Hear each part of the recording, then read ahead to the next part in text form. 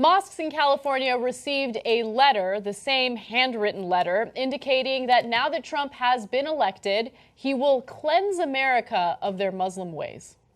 Now, according to the Orange County Register, Islamic centers in Long Beach, Claremont, and also San Jose received photocopies of the same handwritten letter calling Muslims vile, evil, and the children of Satan. It was signed by Americans for a Better Way. The letter warns that with Trump's election, a day of reckoning has arrived for American Muslims.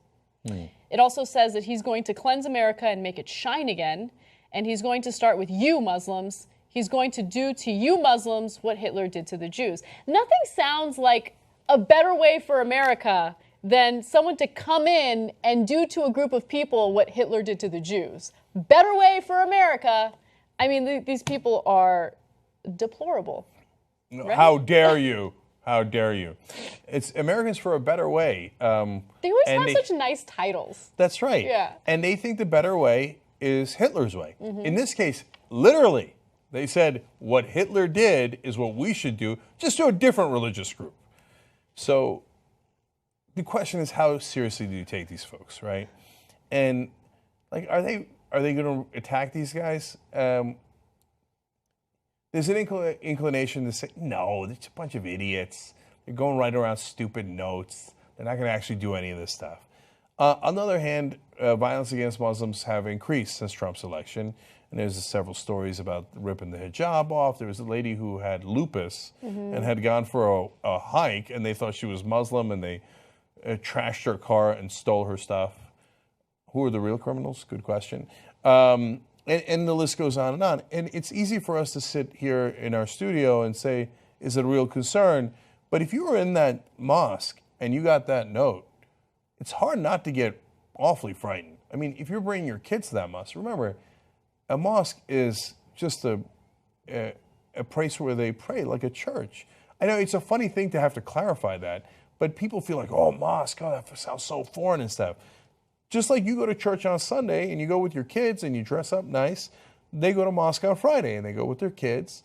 And now if there's people talking about cleansing them and how they're and you know, religious people, in my mind, fundamentalists, I should clarify, are nuts, right? So when I see you are, you know, children of Satan, I think that's funny. That's the most ridiculous thing I've ever heard. But to them, that's not funny. They mean it literally. Like, they believe in the voodoo of religion quite literally, so these guys do. And so they think, well, okay, in the Bible it tells me I'm the good guys and they're Satan or children of Satan. So, and what happens next in the Bible? I go kill them. And the same thing happens in the Quran if you're a fundamentalist Muslim. So we've got to, the fundamentalists are the problem, and we can't afford to take them lightly. I hope they investigate who this is, and I hope it turns out that it's a stupid kid who's a prankster or something. Yeah. And then they, you know, and they straighten him out. But if it's adults, and remember the story in Kansas where the guys were planning to blow up Muslim refugees that had come to Kansas, literally with trucks full of explosives that they were planning on purchasing. And they were thinking, is it more efficient to kill them by bombing or mowing them down with assault rifles?